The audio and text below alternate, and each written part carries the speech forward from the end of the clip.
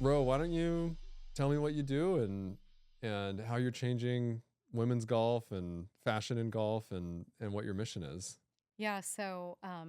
I am really just trying to figure it out, to be honest with you. But so far, um, bringing people together that are really trying to make a difference and break down barriers in what was like not an accessible sport for the majority of the population, and in particularly women and minorities. And so 3 years ago, I got drug into golf, to be honest with you, for my day job in architecture, engineering, and construction, which is also a male dominated industry. Actually, 10%, less than 10% of that industry are women. Same thing for golf, less than 10% of the golf industry as far as professionals go. And I don't mean the LPGA players, but people that just work in that industry were women. So, just like in construction, there's not a lot of accommodation or consideration for women. Same thing in golf. And so once I realized that I needed to do it in order to be seen as an equal in my day job, I decided to really go all in on it and fell in love with the game and saw an opportunity to do some of the same things that I do for architecture, engineering, and construction in that space and maybe be able to make an even larger impact. So maybe I can hit 20% of the population while I'm here instead of 10. So you weren't even a golfer when you started doing this. No, like my golf anniversary is July 24th, 2021, and I actually didn't even play golf the first time intending to play golf. I went with two of my girlfriends out to the Olympic Peninsula for kind of a recovery from bad relationships trip. And we decided that we were going to burn like greeting cards and like relics from our past relationships and build like a Viking funeral raft. And so we did, and we put it out into the lake, and we realized it was polluting the lake, which freaked us all out as sustainability nuts. And so we pulled it all out and let it dry out, took it up to the cabin we were staying in, and tried to burn it in the wood burning stove. And after that whole episode of failures, we did not feel better. And I asked my friend Melissa if she had her golf clubs in the car because I wanted to go actually hit things with them Okay. Okay. outside. Okay. And she said we were staying in a little cabin that had a driving range actually on the property. And so she's like, you can hit stuff with my golf clubs, but it has to be golf ball. And we went and just started hitting golf balls, and I made a good connection with one of the balls, and it was like being struck by lightning. It changed something inside of me instantaneously. Wow. And I also realized how hard that sport is and how I started learning more about it and researching about it. I'm a bit obsessive when it comes to hobbies and things. And I found that actually less than 1% of the population has an honest single digit handicap. And that golf is one of those games that's just hard for everybody. And it teaches you a lot about yourself and things I needed to learn, which were like how to be kind to yourself and how to be humbled by something that you're not good at and continue to persevere and try, even though you're never going to probably achieve greatness in it. And that's how I fell in love with it. That's really interesting. I can relate because I had a golf trip. I'm not a golfer, but I had a golf trip, and I'd always said in my mind I'm not a golfer. Back when I used to drink, it was like, oh well, I'm not a golfer, but I like to drink, and I Yeah. would just go sit in the cart and go around with the guys. But I don't think I necessarily tried too hard or had anybody that I asked for help or got taught from. And so I had a golf trip this last year, and I was like, okay, I need to try to get better. And I actually asked my mom for help and allowed her finally to teach me how to do this stuff. And I realized that actually when I focused and tried to learn, I was able to actually hit the ball. I could feel what it felt like to do well. I could sense when I wasn't doing the things properly or like when certain things were happening. And it actually felt really good. And I remember in that moment being like, oh, I understand this now. I get it now. And I understand the tie to personal achievement or progress and practice at getting better at something. So you didn't hit people, you hit the golf ball, you fell in love with it. Yeah. And then from there, how did you then start to want to be an advocate for it? Yeah, so weirdly, right after that weekend trip, one of the women I was with is an architect, and she had been requested to play in a charity golf scramble for a healthcare organization. And she said, I'd really like to have an all female team, but I keep asking women, and they say no. they're like intimidated to come and play. And she said, now that you've played, will you play with me in a scramble? And I'm like, okay, play is like definitely an exaggeration on what we did. I've never even been on a golf course. You know, where I grew up, that definitely was not part of like my family. It wasn't part of the culture of where I'm from. Like I'm very poor upbringing and not surrounded by golf, which is one of the things I just thought it was for, you know, the very, very privileged and something that I wouldn't know how to behave or even be felt welcome, you know, in that space. And mostly it was all internal. Like I just didn't have the confidence. I was intimidated by it. But she kept asking me, like on the drive home, she's like, "It just come. It's really low impact. I will bring the clubs. I will let you borrow clothes. I will show you what to do. We just need more women out there." And I've always been an advocate for those without a voice. And when she was talking about the statistics of females in our industry, she's like, the reason why women say no is because they don't see women out there. There's like 5 women that we see at every scramble. There'll be 144 people in the field and literally 141 men and 5 women. And it's the same 5 women over and over and over again. We're not going to be able to make an impact or a difference if we can't get more women to say yes. And so I'm like, okay, fine. I'll do it for everybody else. Let's do it. And so before that Saturday even came around, one of my healthcare clients heard that I was going to be playing a different one competing than the tournament I was playing in. And she called and said, I'm 8 months pregnant. I need you to play for me on Friday. Hmm. I'm like, no, I'm playing my first scramble on Saturday with people I'm comfortable with. There's no way I could do this on Friday too, back to back. And she's like, I'm 8 months pregnant. There's like 3 women playing. I can't give my spot to anybody else. Please do this for me so we have representation. Mm-hmm. So I went and I played. I played on a co-ed team that day. It was 2 women, and actually it ended up being 3 women and 1 man. And I realized after going out there and seeing it for myself, like this is a real opportunity for us to be able to help empower women in particularly, or those who just weren't around golf to show up and say yes, because there's a lot of things that happen on the golf course outside of just playing golf that inhibit people from being able to grow and I think have as many opportunities as those who do if you're involved in any type of corporate, you know, business world. So Yeah, help me understand more of the barriers or invisible barriers or stigmas around women entering into golf, because as a male or you know, it might be easier for me or less visible to me to even understand what these barriers are. And so you said just being around it, right? Just having the awareness. So, you know, that piece, there's already men dominating it. So they're not thinking about, you know, advocating for women necessarily, or it's a default to just not think in that way. And so help me understand maybe some of the other things that would prevent somebody from wanting to start golfing that's holding them back. yeah, I think it's a lot like if you've heard about the dream gap. The dream gap is any child, you know, under 5 years old. If they don't see somebody that looks like them, talks like them, dresses like them, doing something that they want to do, they don't believe it's possible for themselves. And I think, you know, you hit the nail on the head. For the last 100 years, the majority of, you know, sports coverage, you go into a golf store, you hear about a golf story, like it's all, I mean, white men. And that's just the way that it has always been. And in a lot of males that play, their defense, a lot of them have asked women before in the past, and they've always gotten no. So they're, you know, women just say no. So they think they stop asking because they think women just don't want to do it.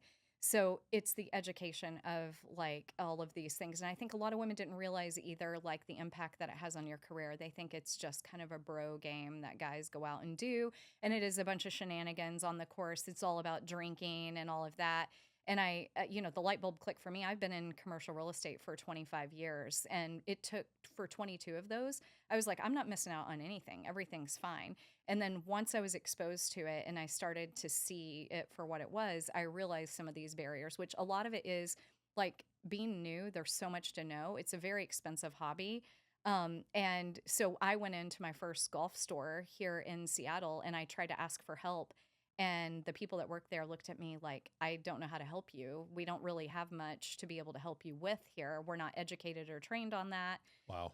Yeah, it was, and again, I feel like I'm beating up on the, you know, on the male population here, but it was a bunch of younger guys, and here I am as a middle-aged woman that walks in and I'm like, "Hey, I need a set of golf clubs and I'd prefer them not to be pink and bedazzled. Do you have anything like Yeah. that?" Yeah.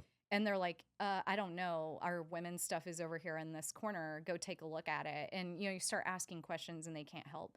So a lot of women are just like turned off by that instantaneously. And you're like, if I'm going to spend $1,000, I at least want to have a consultative, experience in the store. So that a lot of women will just walk away and not come back. They're like, golf is just not for me. There's a lot of like research that has to be done to make sure that, you're getting the right equipment, that you're, getting the right coaching from a lot of the instructors. Like I mentioned, out of 10% of the golf industry that's female, only 2% is actually a teaching professional. So, and just like doctors, again, not that a man can't understand the way that a woman works physiologically.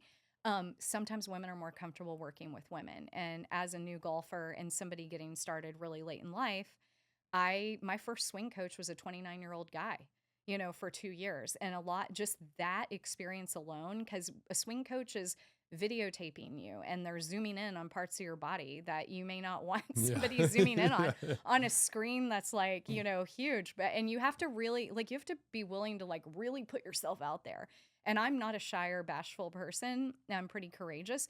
And there were a lot of those experiences that were really awkward and really uncomfortable for me. And I was fortunate, though, that I met people in the industry that were willing to try to learn with me or try to help, push you in the right direction, which those resources are just really, really rare.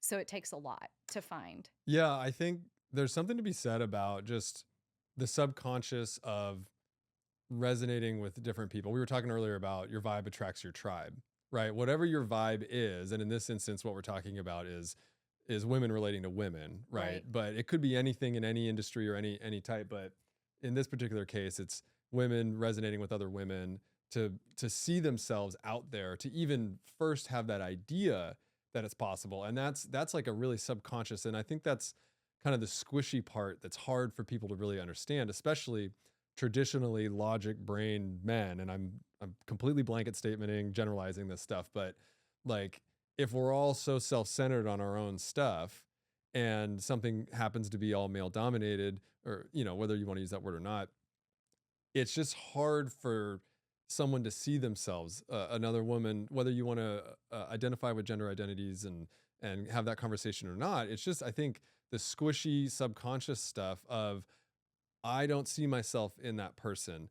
I don't resonate with that, especially like you said, when it's like a lot of the stuff that we see, especially on social media, is young guys that are now like taking mushrooms while they golf and like Yeah. getting really drunk and the carts are falling over and Yeah. like that, that doesn't appeal to everybody, not just women either, just anyone that might be interested in starting Exactly. golf, right? And so when you can find your person and your people, that's really important, to see yourself in someone else. Your vibe attracts your tribe. And then to then be able to put yourself out there, I think you're right. Any new hobby, any new endeavor, any new thing that we're not good at, we're putting ourselves out there to say, like, I want to try this, I want to do this. And then it's going to be embarrassing. It's going to be hard, especially later in life as an adult when we're comfortable in our careers and our lives. And then to say, I'm going to go try something new is really difficult. So, I what, agree completely. Yeah. what are the things or the steps that someone can take to go, like if they're just starting to think about getting into golf, what can they do?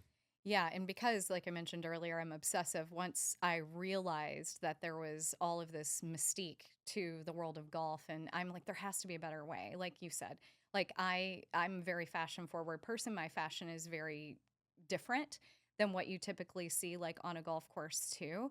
And I thought, I'm like, wow, do I have to wear a polo shirt with a collar? Do I have to wear like the, culotte shorts down to my kneecap that, like I watched, and nothing wrong with that. If that's your vibe, awesome. That's just not my vibe. And like and a lot of people are turned off by that. Think about like how many sports or hobbies or places that people don't go because there's a very strict dress code and you're not allowed to showcase your individuality or your uniqueness.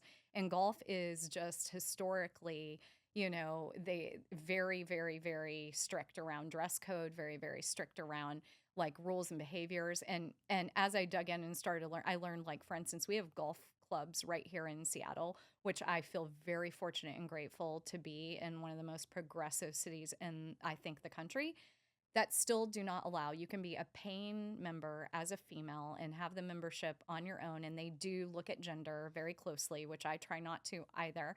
I can't even imagine, if you don't identify as female or male, what it's like to try to enter the golf world. That has to Yeah. be super scary, and I hope we can change that. But like, there are really nice elite clubs here that if you're a woman, you can't get a tee time before 1 o'clock because you're a woman. Those are reserved for men. Like rules on the books. I'm not joking you. There are 3 major golf clubs in the Seattle metro area Hmm. that is still the case. And like, you walk into the facility, which again, not growing up, sorry, I know you asked me like, how do you go about this? First was, for me, it was like stepping into each and every one of these really uncomfortable situations and these landmines and being obsessed enough with trying to find a way to change it.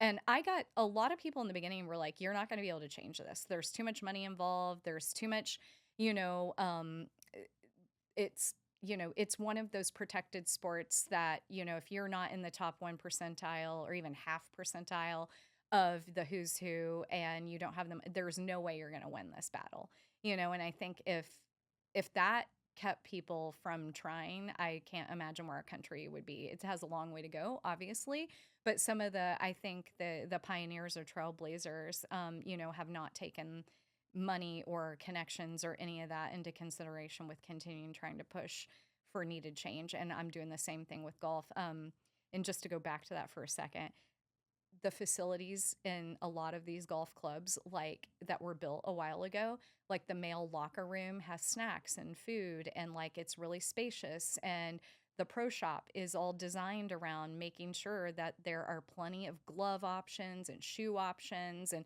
whatever you might have forgotten as a male golfer. And again, if you're a female and you identify as non-binary and you like the style of those clothes, that's great, but the sizing is, range toward, you know, people of one particular scale and not Mhm. of mine. I'm a small person. And so you go into the pro shops or you go into these golf courses, and like, as a woman, you might have like a old, like, maintenance closet that's turned into the dressing room if you have one. And you probably have to go up like 14 flights of stairs into the back, belly of the facility, and you don't have snacks. I didn't even know there were snacks in locker rooms at golf courses until this year. And a guy that I golf with on a regular basis was talking about how he didn't eat on the way to the course. He's like, "That's okay. I'll just grab some food in the locker room." I was like, "Wait a minute. There's food in the locker room?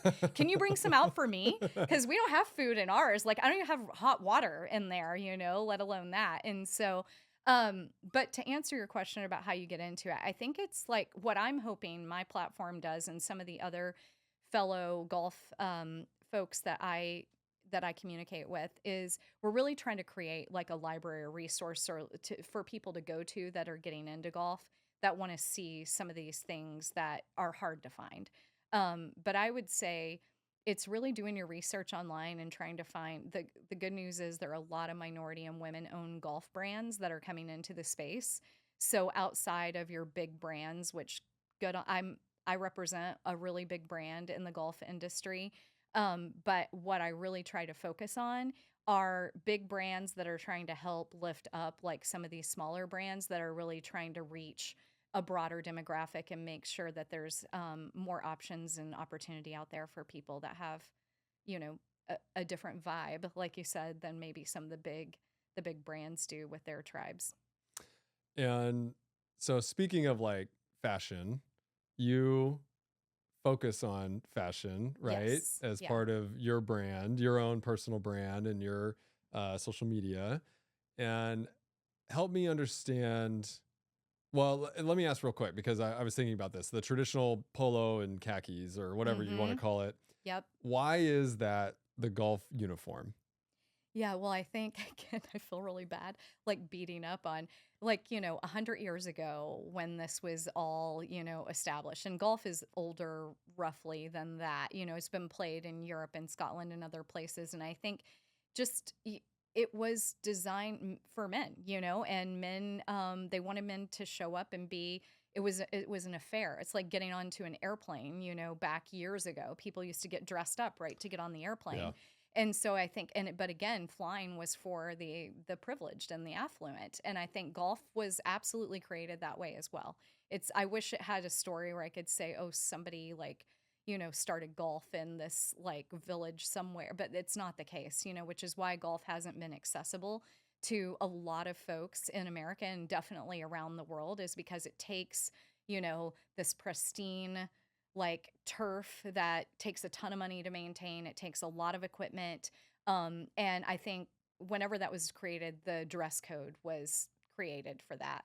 I think as the world has changed and as our dress code, again, another reason I love working here in Seattle is in commercial real estate. I get to wear my trainers to work, and where I'm from in Kentucky, if I tried to wear a pair of trainers to work, I would get kicked out of a business meeting. We have very few companies here in Seattle that if you show up without a tie are going to make you put a tie on. I have one customer like that does some things like that. But outside of that, it's like be yourself, be comfortable, be unique. Golf is trailing behind that.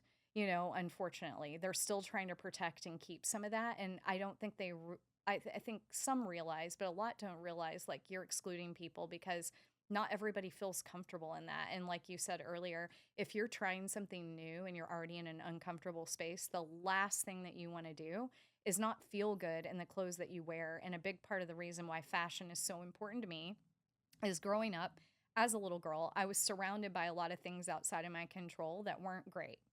One thing I could control, though, was my style and my personality. And I prided myself on being able to like go to the Goodwill and go to these places where you would pay nothing for your clothes hardly, and being able to pull together an outfit that people were like, wow, that's really cool. Where did you get that? And that's unique. And I haven't seen somebody wear that, and that just made me feel good about myself. And once I realized I kind of had a unique style and other people were like, help me understand how you do that, it was kind of like a gift I could help other people with. And so when I found this golf situation being the way that it was, I'm like, I think this is a really fun spot for me to be able to take something I truly love and a talent that I have, and then also be able to help these golf brands that a lot of people don't know about. Um, just really quick story. I was on a call with a colleague of mine this morning, and he's going to the Waste Management Tour, which is a really big PGA tour that's like none other. And the fashion there is like one of the things. And you're allowed to break all the rules in golf at this tournament. Okay, I didn't know that about the Waste Management It's the one and Tour. only PGA tour where you can scream and yell and like cheer, and you don't have to be quiet, and people get dressed up. And you're kind of wondering, you're like, am I in Vegas?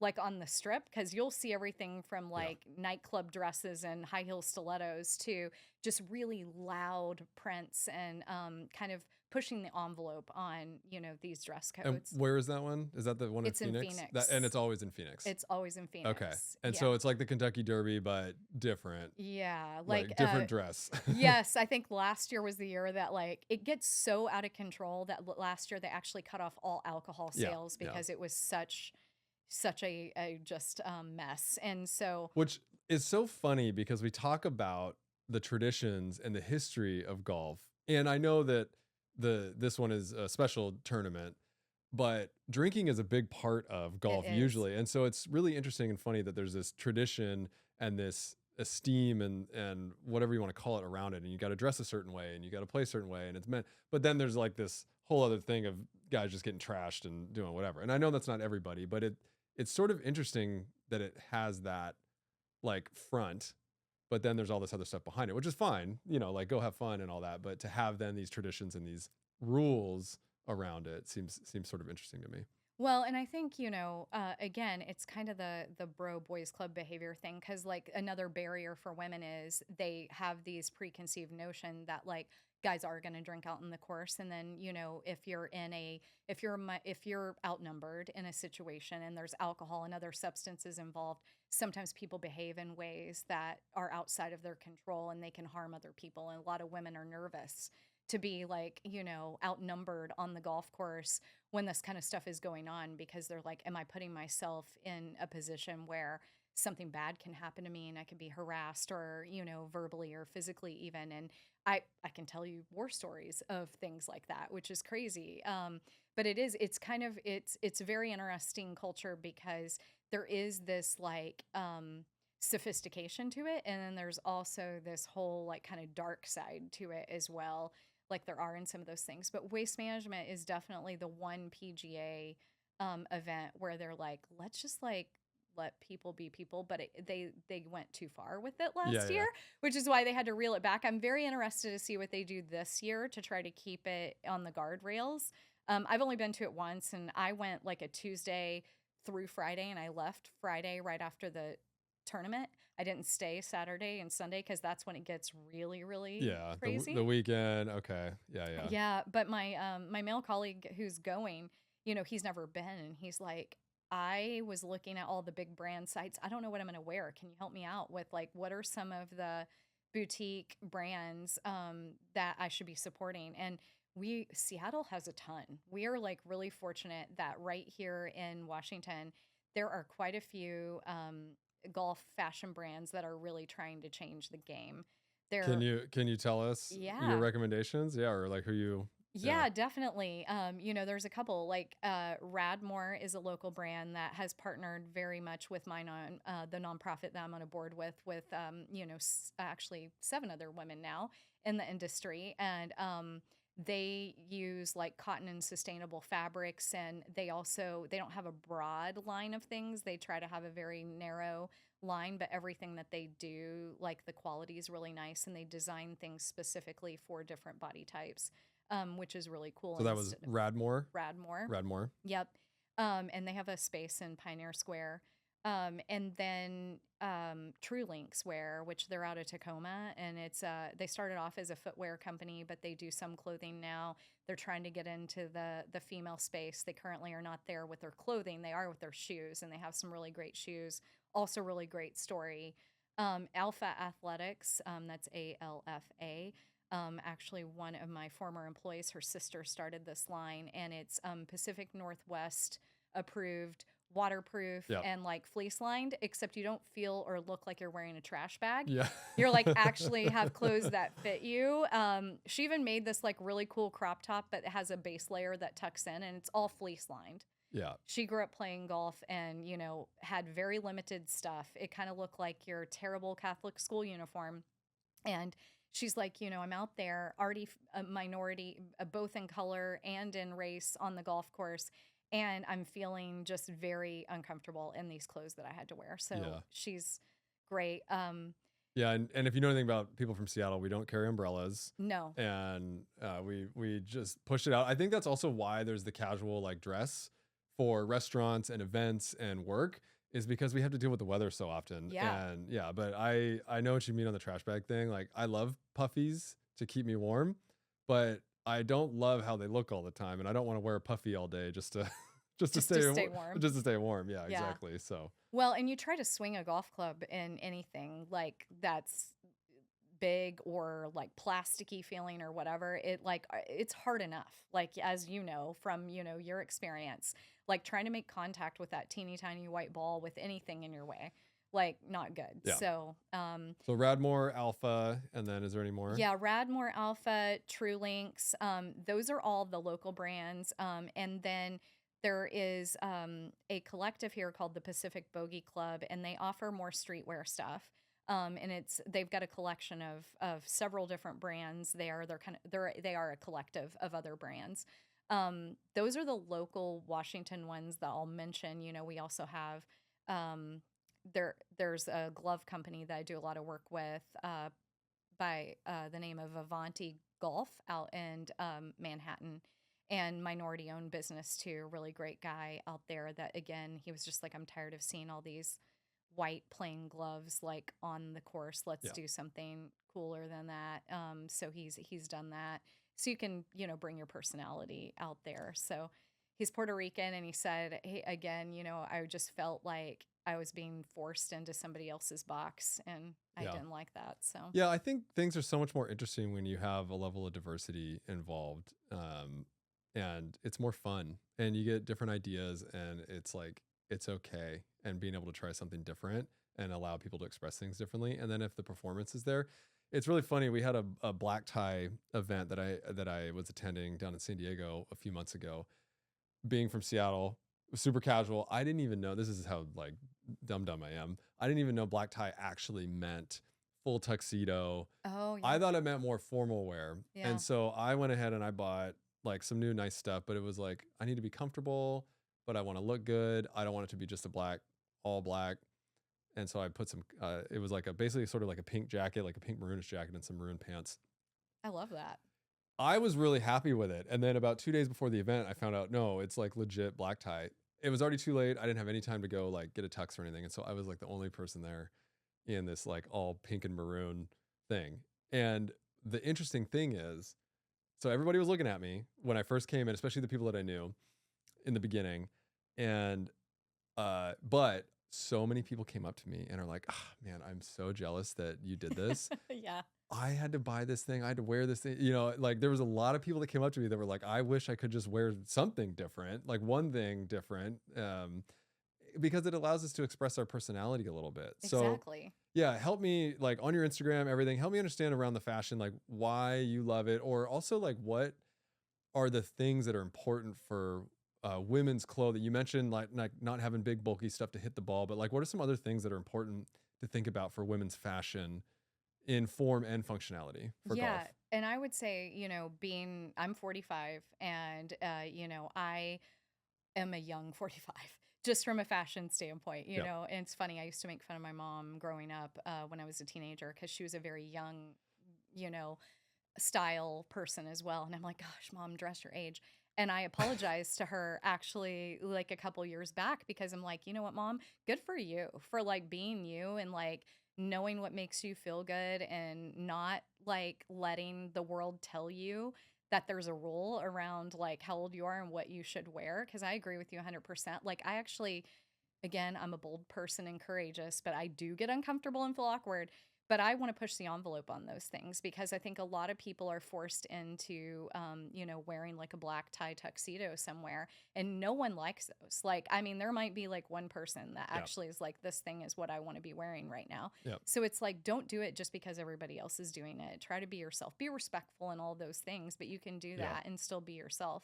And I think in women's golf fashion in particularly, when I see collared shirt, you can't wear like some of them you can't wear sleeveless shirts. And what I mean by that is like you can have a really nice like golf brand, golf designed, sleeveless because tan line wise or whatever, or maybe you don't want to have a cap sleeve shirt on. Like I'm not a big cap sleeve shirt person. Like I have a t-shirt, but I don't want to wear something that comes there. Just What is a cap sleeve t-shirt? a cap. Well, t-shirt is I different. know what a Yeah, t-shirt. cap sleeve is like a sleeve that comes down just over your shoulder and kind of then stops and it kind of hits in kind of a weird spot. Okay, so it's And yeah. yeah, if you golf as much as I do, that's a really cool tan line. You already get a lot of really cool Oh, tan lines. And I yeah. wear a lot of sunscreen. You can't stop it from happening.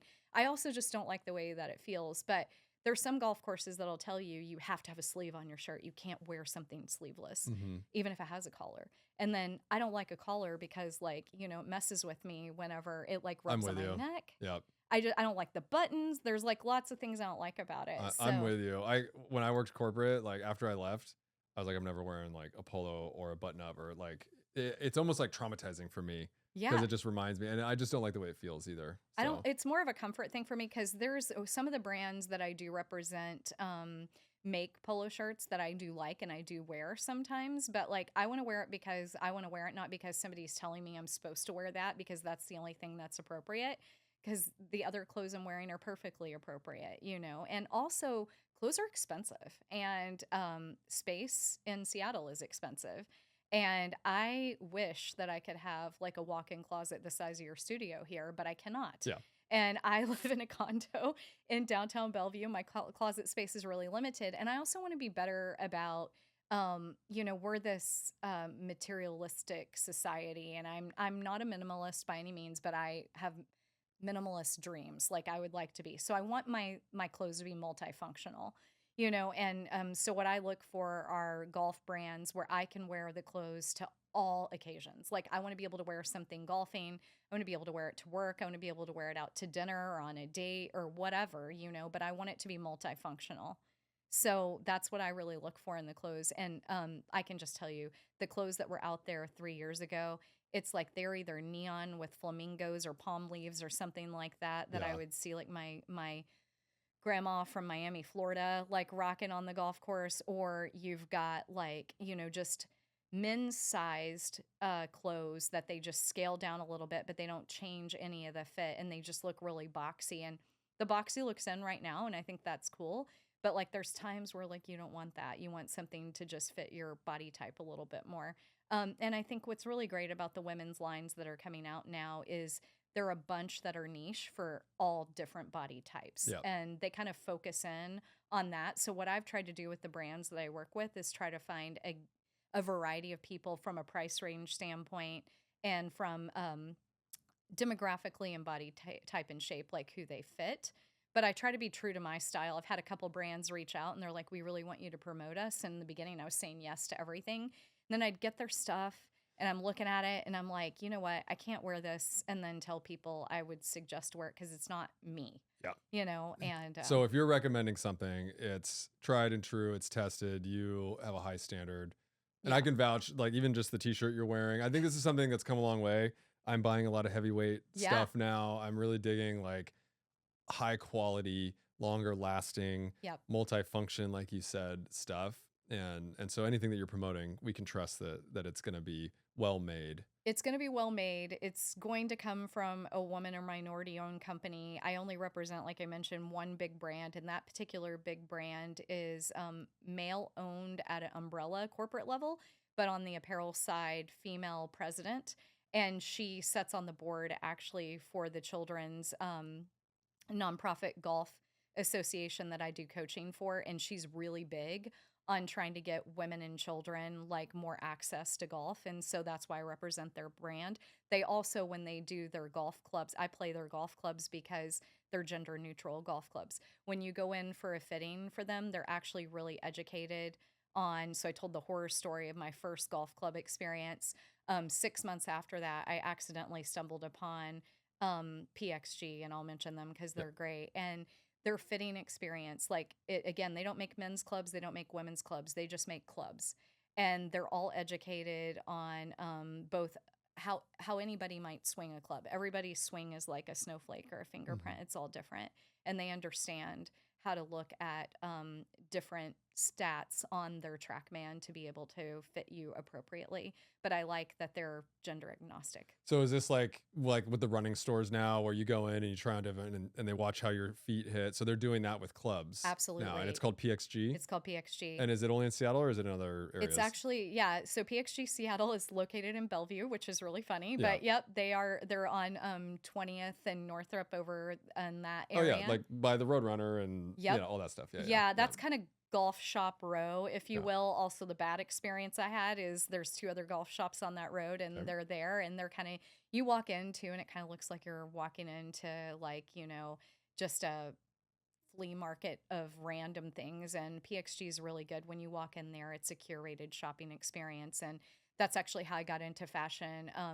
And what I really loved about them is they again had all men working in their Seattle store, and I would go in and ask questions about clothes, and they were good about helping me. But they also I was asking lots of questions that they didn't know, Mm. so they connected me with some of the female people back at headquarters that work on their apparel side. And we started talking about how they should have a female presence. And they've been trying to recruit and get females to work in the golf industry, but it's really hard to get them to come in. So I do like styling and things like that for them. Very cool. Yeah, I think any personalized experience, whether you're a woman, a man, or you have certain needs or other needs, or you're a certain size or not, I think having that personalized experience is so valuable. And if nobody's even ever gone to, like I mentioned, the running stores and tried on running shoes where they tell you which ones are the best ones for you or tell you why, like even that's a new experience. Like if your experience of just going into like a used sporting goods store and picking up just whatever clubs they have available, like go treat yourself and go get a personalized experience of getting a fitting for something. Snowboard boots is another one, or ski Oh, boots. I bet. Getting custom, molded boots. If you've just never done that, go do that and like treat yourself and understand what it feels like to actually get something that fits your body and fits who you are and makes you feel good for the thing that you're trying to do. There's something about having the right gear. It could be the best tool in the world, but if it's not fit or suited for you, and there's so many different versions of you and how you play or how you act or how you use it, if it's not fit to you, it's not going to be valuable at all, because the more that it's suited to you and the more that it makes you feel good, I think you're going to be better, right? In whatever it is that you're doing, golf or any other sport or anything that you're Yeah, it doing. also could deter you. I'm glad to hear. I didn't know they did custom ski boots because, like, again, where I grew up, skiing wasn't a thing Yeah. unless it was on water. And I've been skiing 4 times since I moved here in 11 years. And I finally went and bought my own equipment and I bought ski boots. And the reason why I haven't gotten back out in the mountain is because the ski boots hurt my shins so badly that I'm like, how do people do this? I'm like, I don't think my legs are meant to ski or my body is fits into the equipment right. And I went into very reputable, and spent a lot of money Yeah. here locally, but I didn't realize you could get them custom fit. So it's detoured me from skiing because the equipment hasn't been Yeah. right for me. Now, for the ones that feel really good, you got to spend some money. But Yeah. Sturt Events in Bellevue, and I think they've Okay. got 2 locations, but Sturt Events, they're locally owned. They will find the right boot. They will mold it to your feet. They'll make sure that you're set up. And I think Evo over in Seattle does too. But Okay. I'm going to have definitely to check that out. definitely Sturt Events. They're like my favorite in the area. Because So believe it or not, that is another extracurricular networking sport in yep. commercial real estate that I currently am on the sidelines watching, colleagues of mine. There's all these ski trips coming up right now, for my day job, and like I'm not going to any of them because like I'm what do they call it? The lounge fox or whatever. I just like sit in the lounge and drink the drinks Yep. or whatever, Yep. like instead of be out in the Which, mountain with which, if everyone. there's other people that are doing that, that's cool. But usually, what I found, and I just did a ski trip, and it was one of the best ski trips I've done for networking and meeting new people and other entrepreneurs. But usually, there's 2 groups. There's the group that wants to get up early and go and hit it hard, and then there's the group that maybe they don't ski very often, and so you can kind of pick your poison, and usually it's one day. Okay. Right. Yeah. That's usually what happens. It might be a 3-day ski trip, but the people that don't ski very often, they'll do like one day. So even if you're not the best skier, you should still go, and you'll be able to try to get one day out, or maybe you don't even go. And at least you're able to hang Yeah. out. Or like we went and did like a spa day. There's a bunch of guys actually. It was a lot of fun. Nice. I love it. Yeah, we did like an outdoor spa day, like, which is a really cool new thing that's happening with guys, is I call it hyper wellness, with saunas and cold plunges Oh and yeah. that whole thing. And so there was 2 groups. It was like a group of 5 of us and then a group of 10 of us. Outdoor spa, hot cold plunge, hot tubs, steam rooms. And I felt really grateful that I was like being myself with these other guys that were also being themselves. And we weren't just like on a golf course pounding beers and Yeah, like exactly. like it was like the grown-up version of like taking care of yourself and having fun. That's what I love about, you were talking about drinking on the golf course and the nonprofit that I'm a part of, when you get a birdie, which is like coming in, 1 under par Yeah. on a hole. For those who don't know that, there's a celebration. That's a big deal, like, and so the tradition in golf is to take a shot. Yeah. Well, if you don't drink for whatever reason, choice or what have you, you're left out. That's another barrier on why people don't want to go because they're like, I don't drink or I don't smoke, because smoking's also a thing on the golf course, Yeah. And I don't smoke and I prefer not to take shots, especially when I'm, trying to conduct business or whatever. And Yeah. it's not that I won't have a drink or something, but what we promote is actually doing a birdie dance, like instead. So it's kind of our calling card. And our president coined it. And, so anytime anybody gets a birdie, you have to do a birdie dance. And it can be your dance. Yeah. There's no choreo. And it can just be whatever you're comfortable doing. But like, you don't have to take a shot. You don't have to drink. And you don't have to drink to have fun. And I see that in actually commercial real estate, and particularly right now, is we have this whole new wave of people trying to figure out what's the new world order of networking, where we're not destroying ourselves in the process. Yeah. Because like you and I were talking about upstairs, I'm a business developer. And so 5 nights a week, any or in days, nights, whatever, I could be doing coffee with someone, lunch with someone, happy hour with someone, dinner with someone, and that's my job is to go out and do all of that and like start thinking about eating steak and drinking red wine and drinking martinis and Yep. taking shots and smoking cigars and like what that's going to do to your body over time, not good, you know? And so, and I'm not willing to sacrifice my body for any amount of money. It's taken me a while to realize, like, you know, there's so much more in life than that. And the one thing that you have that you can never get back is your health. And so I love that this hyper wellness thing is, you know, becoming more of a common thing. Yeah, and So, everybody was down. And yeah. I think we need more people like you that are showing others that it's okay to be different in whatever they're doing. Because I think there's that video, and actually, I think it was shot at the Gorge, but it made its way around the internet where there's one weirdo dancing alone out by himself. He's just dancing, and everyone's kind of looking at him. That's why they're taking a video because he's this weirdo dancing alone. And then one other person goes out and starts dancing with him. Weird and funny. And then immediately after that, hundreds of people go swarm. It took the one other person after the first person to then convince everyone else. And so we need the first person, but then that needs to show the second person. And then that's when things can start to change. But having that energy and like being a lighthouse to show that you can do things a little bit differently and having the courage. I stopped drinking almost 8 years ago, and it's been one of the best things that I could do for all the reasons that you listed. I was with consultants and the steak dinners and the wine and like all that stuff, but it was me having the courage to say that this is more important for myself than any of this other crap, right? Hmm. And so I know your situation of like having to go connect and like do all that stuff. And for anyone out there that is in sales or business development or commercial real estate or whatever industry you're in, like you don't have to go freaking drink all the time. You can go do other stuff. And I will tell you that as soon as you open the door to that alternative thing, people are going to respond positively. There's going to be people that are disappointed that they can't go get the big bottle of wine with you for free, but there's going to be a lot of people that respect you a lot more for doing the thing that's a little bit different and authentic to yourself too. So, I love that. And you know, it has taken me probably I would say 42 of the 45 yeah, years on this planet for me to stop caring what other people think. And I do still care. I'm not going to sit here and say that I'm totally fixed from that affliction. Like I was consumed by it for the majority of my life. You know, we haven't talked about this, but I was a cheerleader in school. I also cheered professionally for an NFL team oh, for a very brief period of time, which is a very traumatizing experience. And I try not to talk about it too much. But it was funny because I felt like every time I would like work really hard to get to this place that I thought I wanted to be in, it didn't make me feel good about myself. And it yeah, didn't, I was like, wait, what's wrong? I thought this is what I was trying to do. Why does this feel so weird? And I realized it was because I was trying to conform and fit into what somebody else wanted me to be. And I was suffocating my authenticity and who I really was. And there would be bits of it that would pop out here and there. And people are like, whoa, what's happening right now? It's almost like manic behavior because in one moment you're this person, the next moment you're that person. that's And right.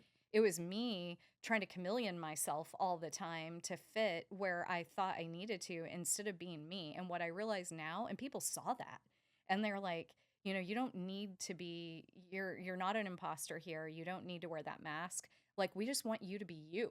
Just be Hmm. you. And I'm like, but I'm not like all the other things I see. But like you said, I love the lighthouse comment because I think the majority of people probably feel that way. Like we were talking about with the dress code and the, you know, black tie event. Like most people probably don't want to wear that, but they do it because they think they have to and they don't feel good about it while they're doing it. And so my hope is like all the work that I'm trying to do now and working with children in particularly is so that someday where you don't even have to have this conversation that people are just feeling like they can be themselves and authentic. Yeah, the I love that you brought this up because the greatest hack, the first step, I think, to true happiness and fulfillment is not caring what other people think about you. But like you said, to get there, it's being the person that's authentic and true to yourself. Because when you're being true to yourself, your actions and feelings and thoughts and words are authentic and they're true to you which means that you're being genuine to yourself, which means you have the confidence and the knowing behind all of that to say that I don't care what other people think about me because I know who I am. I know what this is. I know why I'm doing this. And that's the connection between not caring what other people think about you. It's easier said than done. It's one of the hardest things. Same story, very similar story to what you just described for me. Oh And I yeah, spent most of my adult life. I've been called a chameleon before. I have to. Yeah. Yeah, and And I thought it was like praise, and then I I did realized too. it's not. I did too. I did too. And then I realized how it's not. And because I always prided myself on being able to talk to a bunch of different types of people, Fit in fit in everywhere. everywhere. But Yeah. then I didn't realize how I was coming across. And the funny thing is, I would see other people and be like, oh, they're not being authentic. They're not being genuine. And I look back now and I'm like, oh my God, that's exactly what I looked like. I had a complete different view of who I was. And that hurt. But when I realized it was when I was at the point of not caring what other people thought about me and I was doing the work on myself and like becoming this new version of myself that was ready to take on the world as me fully and then not live in these stories that have been told about me up to this point. The stories of who I am from my family or from society or how I'm supposed to be and how I'm supposed to go. And now actually responding truly to the things that bring me joy. That's the other thing about not caring about what other people think about you.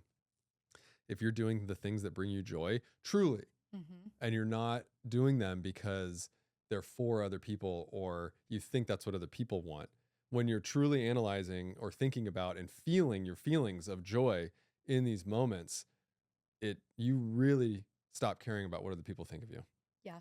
when you're truly doing it for yourself.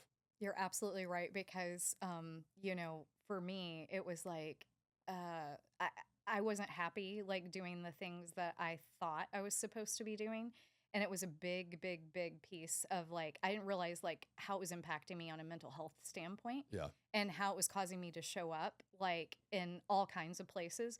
It became like actually the reason it was brought up is actually 3 years ago, and it was about 2 years ago now. My boss of my former company was like, I can't figure you out. There's Mhm. like something going on here. And you're rubbing a lot of people the wrong way, actually, in the process of all of this. And I'm here to support you, being you. And I'm like, okay. So we went through the process of me coming out of my like cocoon or whatever and becoming me. And then he really didn't like me Yeah. because I stopped, trying to fit in, and I stopped, trying Yeah. to say, yeah, I agree with that. And I wasn't doing it disrespectfully. I wasn't doing it like in front of a lot of people. I was just being authentic. And I also wasn't willing to compromise my integrity to do things that the corporate world wanted me to do in that particular situation. And because of that, I actually hit the glass ceiling in Yeah. June of last year really, really hard. And I was told that being a fashion influencer, being an Instagram, personality, created an invisible wall because executives within that company didn't do that, and they didn't look like that, and they didn't walk like that and talk like that. And I was like, I thought you wanted me to be me. Mm-hmm. Yeah, I didn't think you wanted me to be the others that. And he's like, well, I mean, for you to get to the next level, I need you to be like that though. Yeah. And I realized really quickly, I'm like, this is not the right place for me. Mm-hmm. I need to be out, and I need to be authentically myself. So I took a sabbatical over the summer and actually hyper focused on volunteering and trying to do my best to make as much progress in the Pro Shop, which is the nonprofit that empowers women to greater levels of influence in architecture, engineering, and construction, that our mutual friend Andrea and I are on the board from. And then also First Tee of Greater Seattle, which is really creating game changers, which again, very few people that start playing golf, even as a small child, are going to become a professional golfer. And you can go to an extracurricular sports facility and learn a sport. But like what they do is also teach life skills to make people whole rounded human beings. And falling in love with that organization and getting deeply involved, I saw like what they do is they help people find what makes you unique and what's your gift and how do you show up authentically and be a well-rounded human being. And I actually learned more and grew more from that program than the coaching I think that I provided. I felt Mm. like I owe them now Mm. for all of that. But that whole adventure made me reconsider what I was doing with my life. And I'm like, I don't think I'm going to go back into the corporate world. I don't think I'm going to go back into AEC, which is the acronym for architecture, engineering, and construction, because I just think that that is a place that I can't really make a difference. I'm going to stick with golf and try to do that and start my own company or do something else. And actually, another one of your guests who happens to be a publicist for me, I was working with him over the summer, and he said, no, you're not going to give up on that. You have 25 years of experience there. You need to go back in, but be you. Like through the interview process, like don't change, don't be a chameleon, just be you. And so I started doing that and just showing up like myself, like showing up dressed like I am now for a job interview and saying, "Hey, you need to check out my Instagram and you need to check out like all of this. And if you have a problem with that, let's just throw that out now because I'm not going to stop doing that. That's part of who I am." And I was able to land a really great job with a really good company that actually wants me for who I am. And it's actually been a little difficult for me to show up at work and not try to conform into something I think they want. And they keep pulling me back and saying, no, no, no, please be you. Wow. Which is really, really cool to see that there is hope out there Wow. in the Yeah. corporate world still. Yeah. So funny. Similar, very similar experience to me. And I didn't realize how much I was affected by the molding and pushing and, changing. I thought I was avoiding it. But when I came out of it, because I had 2 points of glass ceilings, one back in 2018 and then another when I just left my consulting work. Oh, I didn't realize how much it was affecting who I was as a person. And when you can finally get to the point where you can be you and you understand that other people are going to feel however they want to feel about that, then again, you can be confident in how you're acting. Because I always thought or felt like if I'm going to be me and people are still upset, then how do I deal with that? right. And maybe I felt like everyone had to like me or agree with me or whatever Yeah. it might be. But in reality, once you realize that you have to be you, number one, you have to be you. And then number two, you are not responsible for how other people receive you. And there is a world where you can be respectful and nice and like you can do everything quote unquote right. You can be authentically you and people are still just not going to vibe. People are not going to have it. It's the culture, it's whatever it is. And you have to be in environments where you are supporting other people and other people are supporting you. And it's like everybody is there to create an authentic relationship to be successful together, right? And everybody is allowed to be themselves, whether you're in a corporate environment, on a team, or anything else that you're doing. So I love Yeah, that. that's exactly right. I'm sorry you had to go through that twice, though, because one time is all I think I'm going to be able to handle in my lifetime. Yeah, it was a means to an end. And it was how we paid for a lot of the real estate that we have now. And that was my old way of doing things. And Yeah. I had, I had to do it and that's fine. And I met some really great people along the way, but it really opened my eyes to even what's possible outside of the corporate world or even consulting. So I went into consulting because, oh, I'm making more money. Yeah. I could charge a higher fee or, whatever it is. But then I still ended up just being molded and pushed and all that. And so that was not my vibe. And then here's this world where now I'm sitting here talking to you. This is only a couple months after leaving my consulting work. Oh, wow. Okay. This is the Yeah. power of like an idea festering inside of your mind and your heart and your authentic self trying to come out is me sitting here in a podcast studio that I created in basically the basement of the of the house and getting to sit here have this amazing conversation with you. Because once you commit and once you go all in on yourself and your mind can open up to the creativity and actually want to get these things done and actually accomplish them, practically speaking, you have more time, but really it's about your energy and your mind. And then the universe, now that you've committed, the universe can now give back to you what you've committed. The universe will give you what you want, but you have to commit to it. Yeah, I love that. And, I think fear gets in the way. Like, I haven't betted on myself. Like, a lot of people, talk about that. And I love the way what you just said, because I kind of felt like going back into the corporate world like I am now was giving up on me, like giving up on my dream. And, Jose helped me see that that's not the case either. He's like, it might be, my current career, who knows? Like, hopefully I'll be there for a really long time, but it might just be a stepping stone. Yeah. But it felt right. I actually didn't interview anywhere, like, which is crazy. But just really quickly, have had this is my third job in 25 years. I'm Wow. extraordinarily loyal. Yeah. I had my first one for 15, this last one for 10. And then I had the sabbatical that I took for 5 months, and I told myself I wasn't going to think or about work for at least 2 months because in 25 years, I've taken two 10-day vacations. And even then, I was still plugged in and checking my email and doing all the things and never. Bro. I know it's bad, like Yeah. workaholic to the nth degree. Yeah. And so when this opportunity presented itself, July 5th was my last day of work. Couldn't be a more perfect day here in Seattle. Yep. And my 11 years here in Seattle, I've never really, really experienced a Seattle summer. So I refused to take any phone calls or to do anything work Good related for you. in the corporate world for at least 60 days. And once people found out I left, I had my current employer reaching out to me because I had done some consulting work for them and they had ran into me in the market and they're like, we want to talk to you. Want to talk? I'm like, I like you guys, but I don't want to talk about work. And they're like, that's okay. You don't need to talk about work. Just come have lunch with me. Just Yeah. stay connected to me. And we did that through the summer. And they were like, we'd really like you to come work for us. And I didn't interview anywhere else. Yeah. I just like, it just felt right and felt like, again, the universe, Yeah. like delivering something that finally I was looking for. And it's the right decision.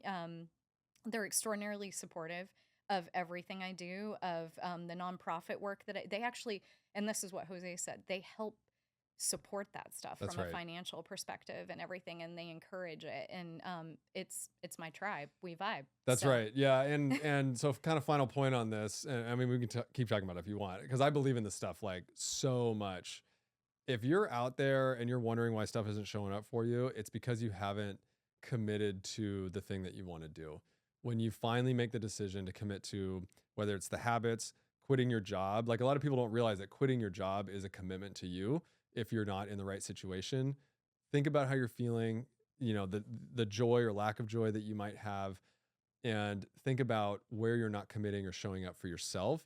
And as soon as you make the decision and as soon as you follow through and as soon as you commit, I guarantee you the universe will show up if you're paying attention and if you take advantage of the opportunities. It's going to show up in conversations, relationships. This happens so much.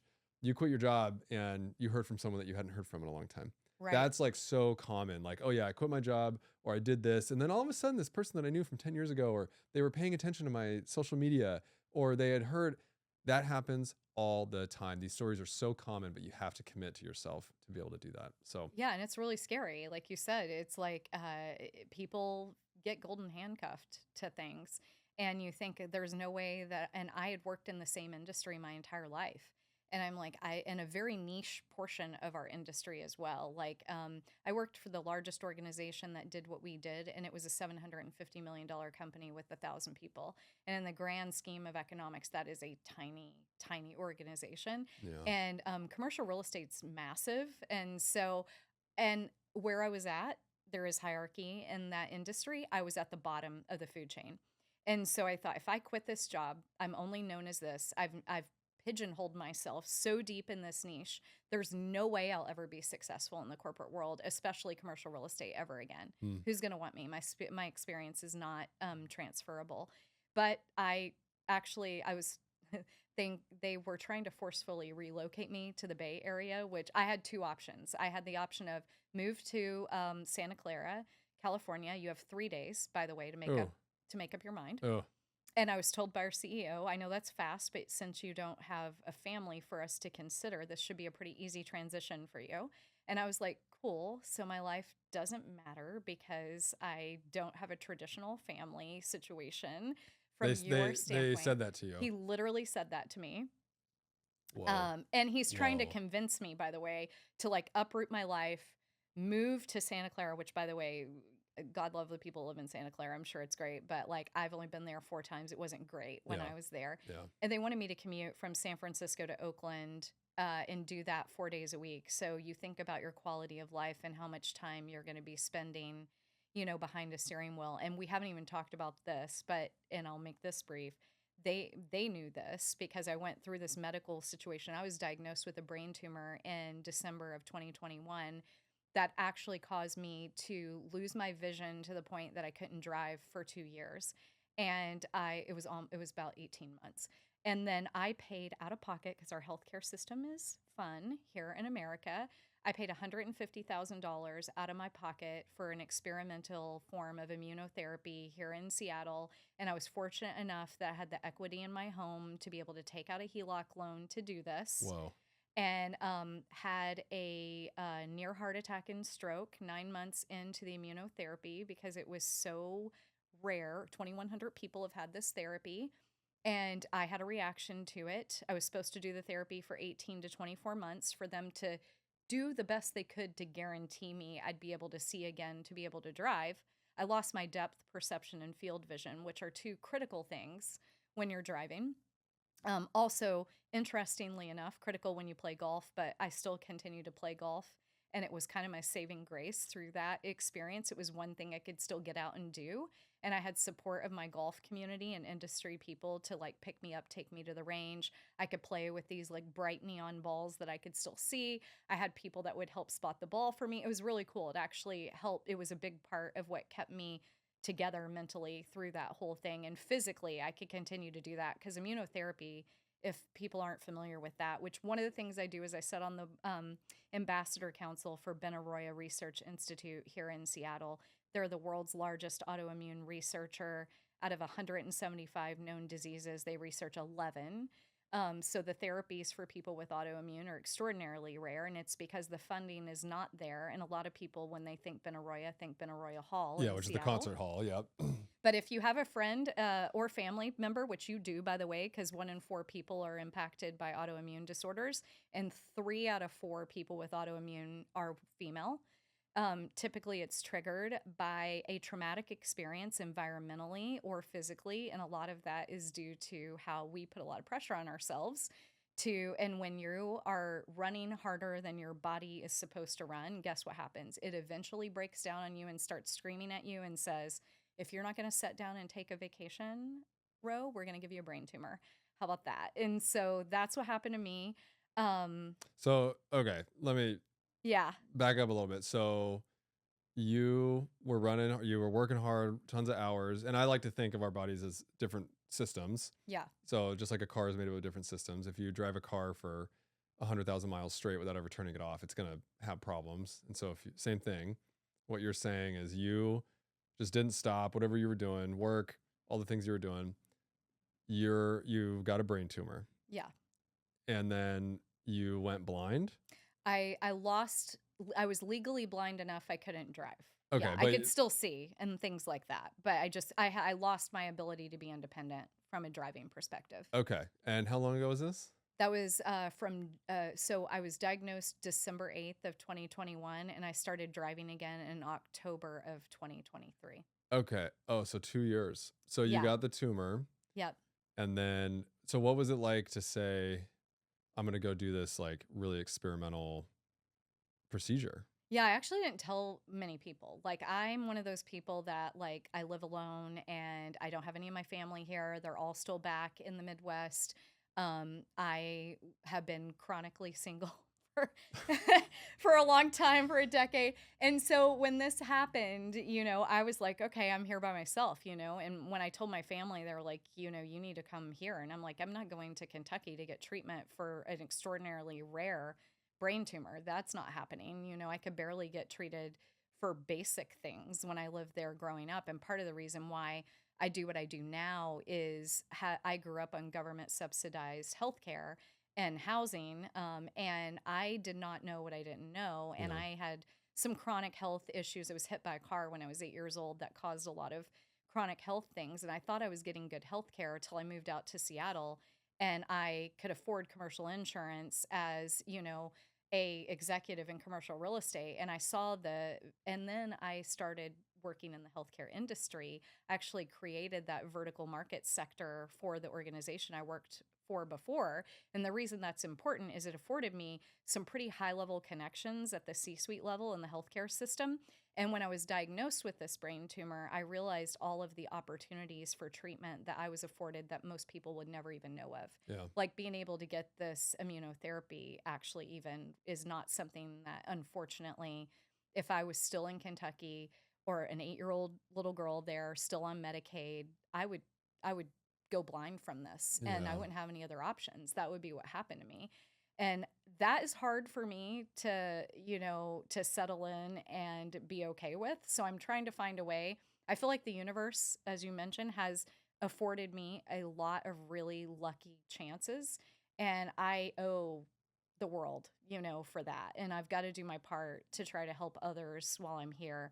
And I hope telling my story, being unique, like helping other people that don't know where to go for whatever it is, golf clothes or what have you, whatever I can do to try to help give back in any way that I can. I feel like I'll never be able to repay, the universe for what it's done for me. But Is that the why for you? yeah, my personal why is actually to fix the system that was broken for me and to advocate for those without a voice. I'm not scared to use my voice. And so, back to the story that led to all of this.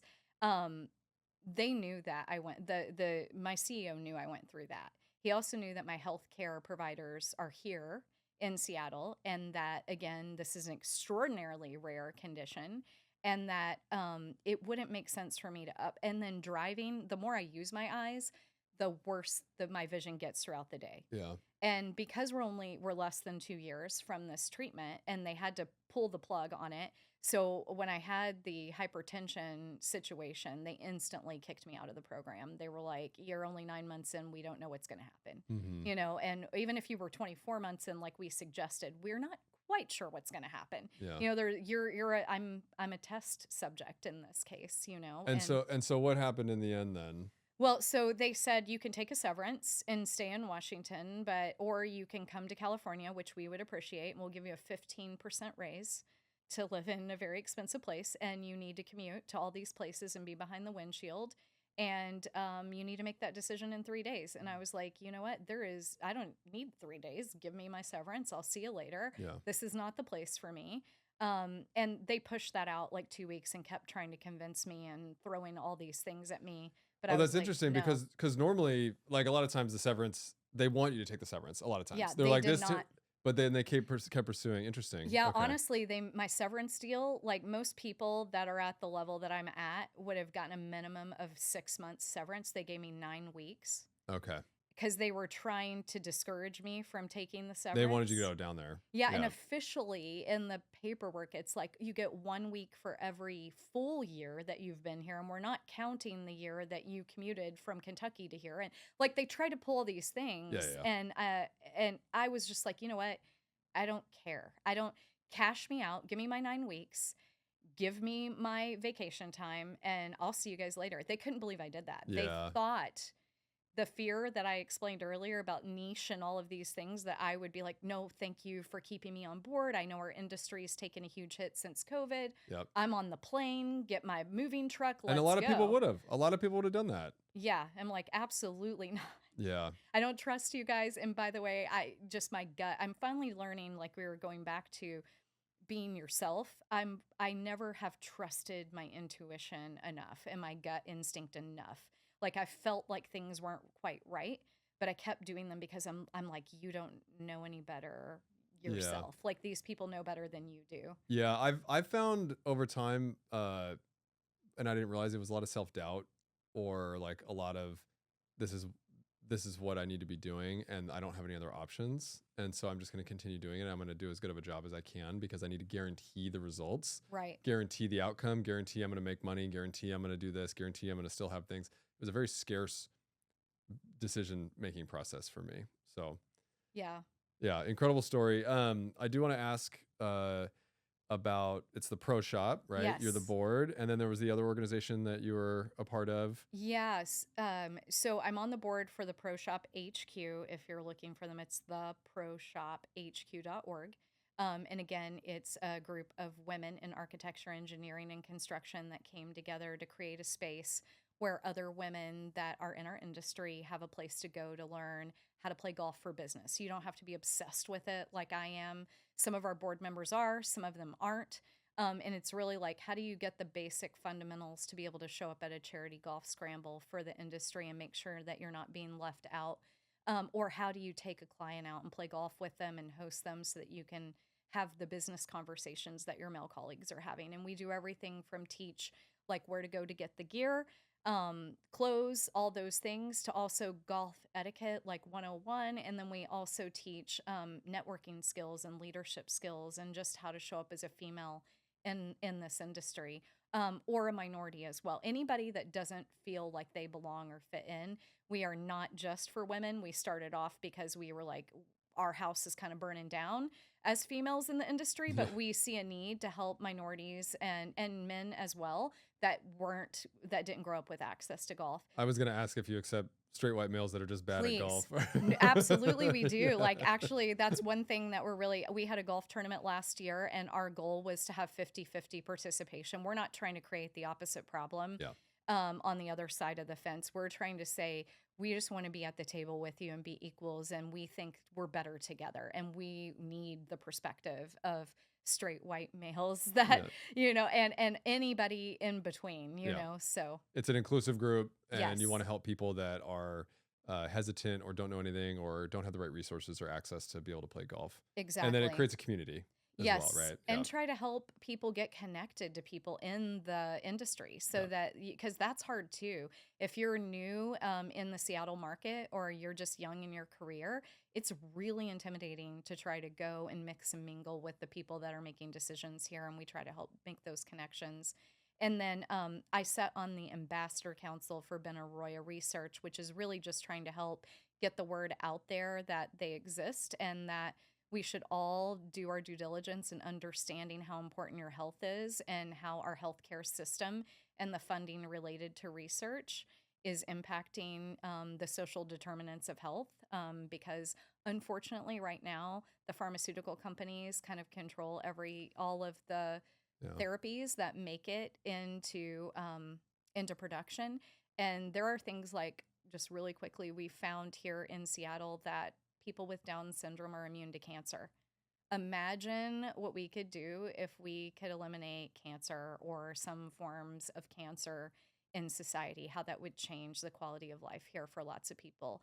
Unfortunately, infusion treatments and cancer centers are the only thing making money in the fee for service model, which the five payer system here in the United States controls. And so there is no benefit currently to pharmaceutical companies that offer those treatments to bring more dollars into that research initiative, which is really scary and We sad. we could do a whole episode, like the everything that you just said. Like, it's been a realization over the past few years, and I don't think we should go down the rabbit hole Yeah, today. it's a But rabbit hole. Yeah. but once you understand how the system is designed, you realize what's going on, really. And I Yeah. would love to dig deep with you, but I also want to talk about, you have an event coming up Yes. that I wanted to highlight. Yeah, so I think everybody has heard now that unfortunately Los Angeles has been impacted by one of the worst fires, I think, ever. There have been a lot of children displaced because of that. And one of my dear friends here in Seattle, she is a woman in tech. She's actually a minority woman in tech that's been laid off multiple times from some pretty large tech companies here. And probably because she's a mother with young children, just based on some of the experience. And she's taken it upon herself to also try. She's new to golf, but broke in and trying to bring people together that are making a difference. And so she pulled together a bunch of the golf influencer community in California, Oregon, and Washington. And we started a campaign called Play for LA. You can find, she's selling sweaters right now that are custom designed. $100, I think $63.75, which are all the profits go to people that are actually doing work on the ground. The California Firefighters Foundation is who we've chosen. And then there's also something called Project Camp, which is another organization that stood up really quickly in California for all the children that have been displaced because their school no longer exists and they don't have Yeah. a place to go until the rest of the California school system can absorb them. They're doing day camps and things like that so that they can continue to learn, and that, a lot of them have lost their school, their home, all of the things. And so on February 16th at the Forum Social House in Bellevue, we're going to do a fundraiser. And if you can't make that, you can definitely go on to pacificbogieclub.com and you can purchase the Play for LA sweater that she has, and then again support it from that aspect. Amazing. Yeah. And so what date was that again? February 16th At the Forum Social House Forum Social House. from 3:30 to 6:30. Perfect. Yeah. And then the website again was? It's PacificBogeyClub.com. And any of this that you can't find, I will be posting it constantly on my social media, which is a little bit easier to find. And my handle is Rho, Pollard, Pollard. Yeah, perfect. That was my next question. So, Yeah. Rho, this has been such a great conversation. I really appreciate you coming down here. It's incredible what you're doing for people, women, minorities, Thank everyone you. alike. I think giving people access to things that they didn't have access to before is so important. And I just really appreciate you coming down and having this conversation. So everybody, make sure that you go follow her and watch what she does and support her causes. So thank you. Thank you for having me on. This was I'm so grateful and honored that you asked me, and it was a wonderful conversation, and I look forward to talking. Yeah, we'll have you back on. We'll have you back on. Thank you. Cool. All right, everybody. Peace.